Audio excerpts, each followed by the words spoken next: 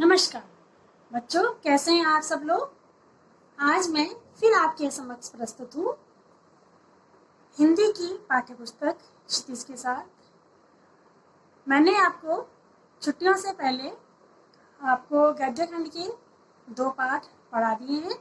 एक है दो बैलों की कथा और ल्यासा की उम्र। आज मैं आपको पढ़ाऊंगी काव्यखंड। काव्यखंड के अंतर्गत आज हम पढ़ेंगे कबीर की साखियाँ।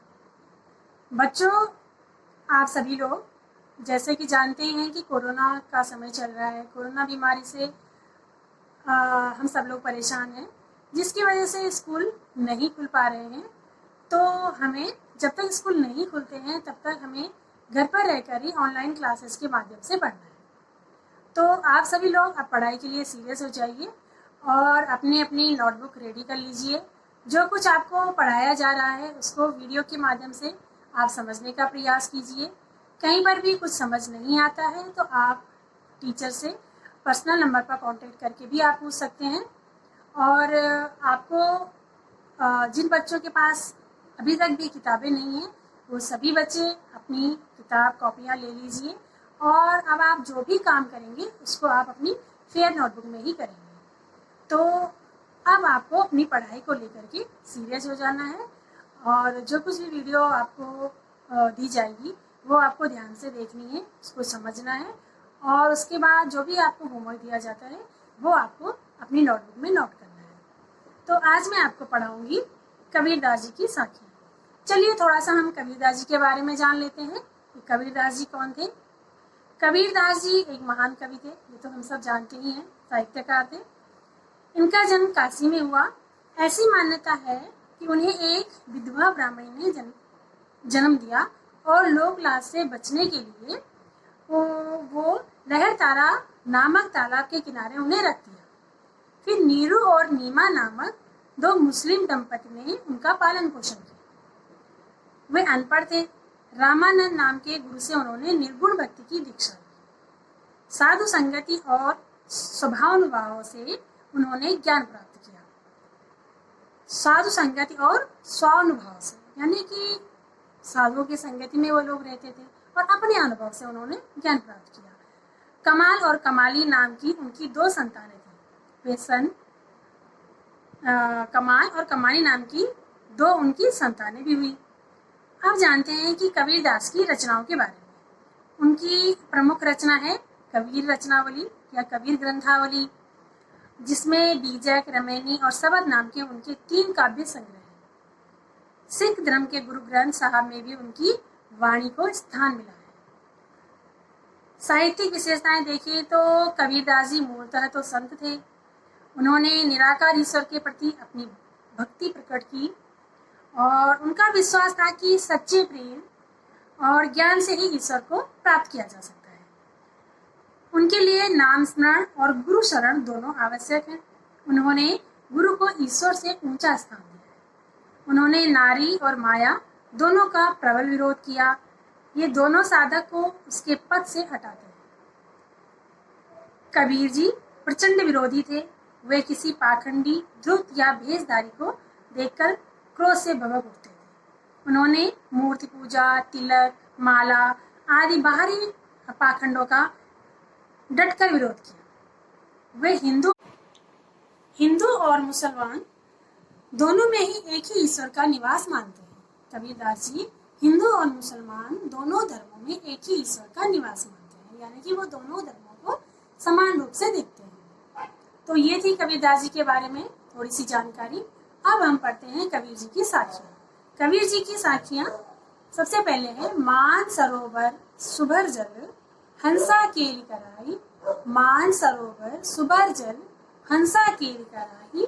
मुक्ता फल मुक्ता चुगे अब उड़ी अनंत न जाए। मुक्ता फल मुक्ता चुगे अब उड़ी अनंत न जाए। मान सरोवर का अर्थ है हिमालय पर स्थित एक पवित्र सरोवर। मान सरोवर का अर्थ है हिमालय पर स्थित एक पवित्र सरोवर। इसका एक और अर्थ है मन या मानस।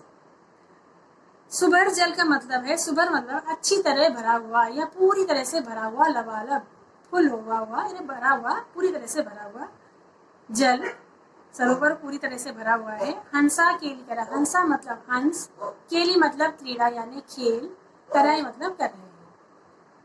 मुक्ता फल मुक्ता चुगे, मुक्ता फल का अर्थ है मोती, मोती।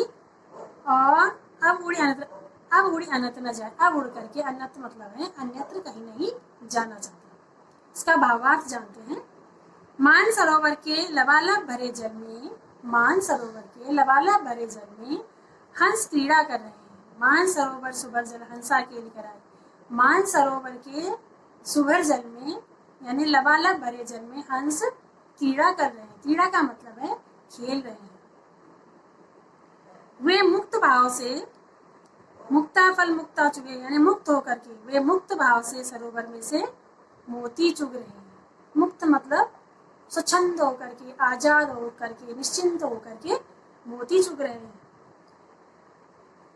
उसे जल क्रीड़ा में इतना आनंद आ रहा है, उस हंस को जल क्रीड़ा में इतना आनंद आ रहा है कि वे अब यहाँ से उड़कर अन्य कहीं और नहीं जाना चाहते हैं। इसका आशय है कि प्रभु और भक्त भक्ति में इस प्रकार से लीन है, भक्त और प्रभु भक्ति में इस प्रकार से परमानंद में लीन है कि वे मुक्त होकर मुक्ति का आनंद ले रहे हैं। मुक्त मतलब होता है आजाद होकर के, सारी दुनिया के मोह माया बंधनों से मुक्त हो चुके हैं प्रभु। कबीरदास जी अपने आप को बताते हैं कि मैं सभी बंधनों से मुक्त हो चुका हूँ और अब प्रभु की भक्ति में, मुक्ति में आनंद प्राप्त कर रहा हूँ और अब मैं उस आनंद को छोड़कर और कहीं नहीं जाना चाहता हूँ। उस परम आनंद को मैंने प्राप्त कर लिया है और उस परम आनंद को छोड़कर मैं और कहीं नहीं जाना चाहता हूँ। ये था पहली पंक्तियों का आशय। दूसरी पंक्तियां पढ़ते हैं। प्रेमी ढूंढत मैं फिरो, प्रेमी ढूंढत मैं फिरो, प्रेमी मिलो न कोई, प्रेमी को प्रेमी मिले सब विष अमृत हो। प्रेमी यानी प्रभु भक्त, प्रेमी का मतलब क्या हुआ? प्रभु की भक्ति में लीन रहने वाला भक्त। ठीक है। प्रेमी ढूंढत मैं फिरो, कबीरदास जी कहते हैं कि मैं यानी भक्त कह रहा है कि किसी सच्चे प्रभु प्रेमी को खोजने निकला, सच्चे भक्त को खोजने निकला, परंतु प्रेमी मिला न कोई, परंतु बहुत प्रयत्न करने पर भी वह मुझे न मिल सका। मुझे कोई भी ऐसा प्रेमी न मिला कि जो सच्चा प्रेमी हो, सच्चा भक्त हो। मैं उसे ढूंढने तो निकला था लेकिन मुझे वो नहीं मिला। जब मुझे सच्चा प्रेमी मिला, प्रेमी को प्रेमी मिले सब विष अमृत हो। जब मुझे सच्चा प्रेमी मिला तो मेरे सब पाप पुण्य में बदल गए, मेरे सब पाप पुण्य में बदल गए, यानी कि वासनाएं मेरी नष्ट हो गई। जब मुझे सच्चे प्रेमी के दर्शन हुए, जब मैं सच्चे प्रेमी के सानिध्य में आया तो मेरे सारे दुर्गुण दूर हो गए, मेरी सारी वासनाएं समाप्त हो गई और दुर्भावनाएं समाप्त हो गई। मन में पवित्रता रूपी अमृत का संचार हो गया, मन में पवित्रता रूपी प्रेम का संचार हो गया। बच्चों, इससे एक सीख मिलती है कि यदि आप अच्छे लोगों की संगत में रहोगे तो अच्छे ही गुण आएंगे, बुरे लोगों की संगत में रहोगे तो बुरे ही गुण आएंगे। यानी और यदि आपके अंदर कोई बुराई है लेकिन आप अच्छे लोगों की संगत में रहते हैं तो धीरे धीरे उनकी अच्छाइयाँ आपके अंदर आना शुरू हो जाती है। तो इसी प्रकार कबीरदास जी ने अपने आप को एक भक्त बताया है और प्रभु को प्रेमी बताया है कि मुझे वो सच्चा प्रेमी, वो सच्चा प्रेम मिल चुका है जिसके साथ में रह करके मेरे भी अपने दुर्गुण दूर हो गए और मैं भी पवित्र हो गया। अब आगे देखते हैं कि हस्ती चढ़िए ज्ञान को, हस्ती चढ़िए ज्ञान को सहज दुलीचा डारी, हस्ती चढ़िए ज्ञान को सहज दुलीचा डारी, स्वान रूप संसार है भूकन दे झकमारी, स्वान रूप संसार है भूकन दे झकमारी। हस्ती मतलब क्या होता है? हाथी, सहज स्वाभाविक, हस्ती चढ़िए ज्ञान को सहज दूरी चढ़ा, सहज मतलब स्वाभाविक रूप से, हट से दूर। यहाँ सहज मतलब होता है समाधि के लिए कहा गया है। दुलीचा मतलब कालीन, या छोटा सा आसन जिसमें बैठकर पूजा की जाती है। डायरी डालकर स्वान रूप संसार है, स्वान कहते हैं कुत्ते को, जो ये संसार है ये कुत्ते के समान है।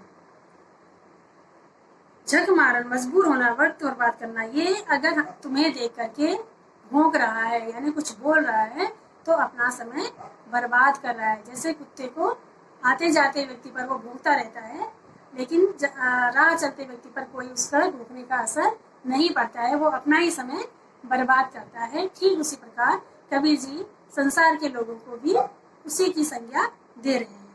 जानते हैं इसका भावार्थ क्या है?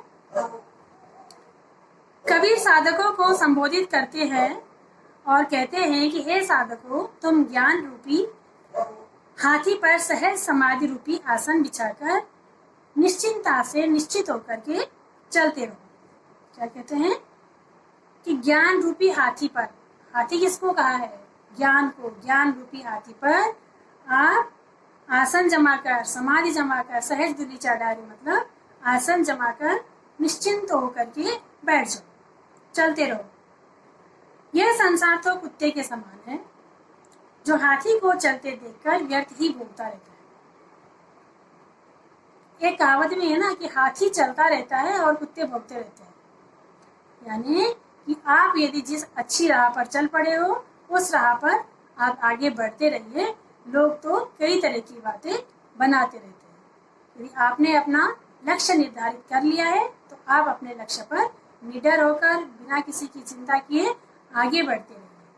उससे तुम्हारा कुछ बिगड़ने वाला नहीं है। यानी लोगों के कुछ कहने और सुनने से आपका कुछ नहीं बिगड़ने वाला है। आशय यह है कि प्रभु साधकों को दुनिया की निंदा की परवाह किए बिना साधना पथ पर चढ़ते जाना चाहिए कि राह दिखाते हैं। कबीरदास जी कहते हैं कि यदि आप सच्चे मन से, सच्ची दृढ़ भावना से साधक बन चुके हो, प्रभु के रास्ते पर चल चुके हो, भगवान के मार्ग पर चल चुके हो, उसे प्राप्त करने की आपने राह चुन ली है, तो दुनिया क्या कहेगी इसकी परवाह किए बिना आप अपने रास्ते पर आगे बढ़ते जाइए। तो बच्चों, ये था आज का पाठ, यहीं पर मैं समाप्त करती हूँ। आपने ये सभी साखियाँ दोबारा से अच्छी प्रकार से पढ़नी है। उनका प्रसंग सहित आप भावार्थ लिखेंगे अपनी नोटबुक में और उसे व्हाट्सएप ग्रुप पर भी सेंड करेंगे। धन्यवाद।